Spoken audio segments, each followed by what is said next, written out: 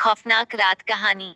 दिवाली की वो खौफनाक रात। सब लोग यह तो जानते हैं कि दिवाली जगमगाती रोशनी और लाइट्स का त्योहार है, पर जो ज्यादातर लोग नहीं जानते वो ये है कि दिवाली की रात अमावस्या की रात होती है और हर अमावस्या की रात काली शक्तियां सबसे ज्यादा ताकतवर हो जाती है।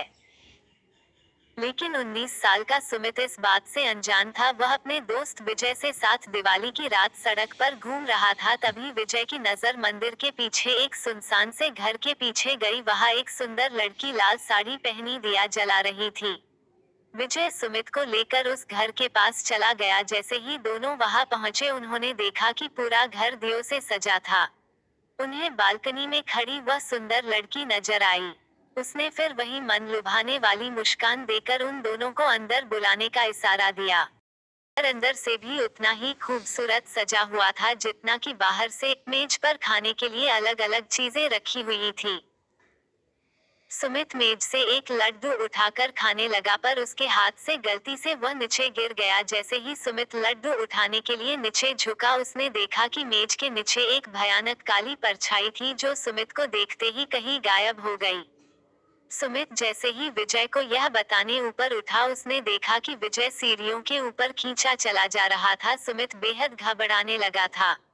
फिर अचानक घर में पायल की आवाजें आने लगी, जैसे कि कोई लड़की एक कमरे से दूसरे कमरे में जा रही हो।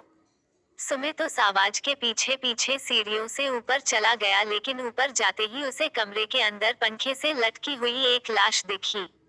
सुमित उस लाश का चेहरा देखकर बुरी तरह कांपने लगा, क्योंकि वो किसी और की नहीं बल्कि विजय की ही लाश थी। सुमित डरते डरते पीछे मुड़ा तो उसके ठीक सामने वही सुंदर लड़की खड़ी थी और उसे देखकर मुस्कुरा रही थी। पर इस बार सुमित को वह मुस्कान मन लुभाने वाली नहीं बल्कि बेहद डरावनी लग रही थी।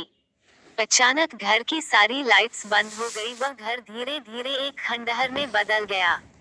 वह लड़की अब भी सुमित को देखकर मुस्कुरा रही थी। अचानक लाल साड़ी पहनी हुई उस लड़की के बाल सफेद और लंबे होने लगे और आंखें एकदम लाल पड़ गई और चेहरा एकदम डरावना हो गया था। सुमित उसे देखकर एकदम सुन्ना पड़ गया था। वह लड़की हाथ में चाकू लिए सुमित की तरफ बढ़ रही थी। सुमित ने किसी तरह अपना होश संभाला और बिना कुछ सोचे सीधा घर से बाहर भागा, लेकिन वह लड़की अभी भी सुमित के पीछे पीछे आ रही थी। वह लड़की सुमित को मारने के लिए अपना हाथ उसकी तरफ बढ़ाया, लेकिन सुमित तब तक बाहर निकल गया था। उसने जल्दी से घर का दरवाजा बाहर से बंद कर लिया। वह लड़की उस दरवाजे को अंदर से बहुत ही तेज से ठोक रही थी, लेकिन अचानक ठोकने की आवाज बंद हो गई और फिर सुमित को उस लड़की घर की चीखने की आवाज सुनाई देने लगी, जैसे वह उस घर के अंदर कैद हो गई हो। सुमित वहां से जल्दी से निकला और अपने घर जाकर चुपचाप सो गया। अगली सुबह जब सुमित उठा तो उसकी मां ने बताया कि उसका दोस्त विजय कल रात से लापता है। तब सुमित ने पूरा किस्सा अपनी मां को बताया।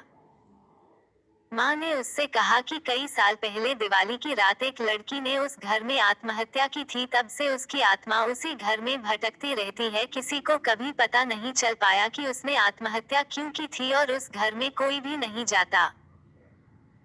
यह बात सुनकर सुमित पूरी तरह हिल गया। वह यह यकीन करना चाहता था कि जो भी उसके साथ हुआ वह एक बुरा सपना था, पर उस रात के बाद उसका दोस्त विजय कभी वापस नहीं आया और सुमित को आज भी दिवाली की वो खौफनाक रात और उस लड़की की भयानक चीखें सुने नहीं देती।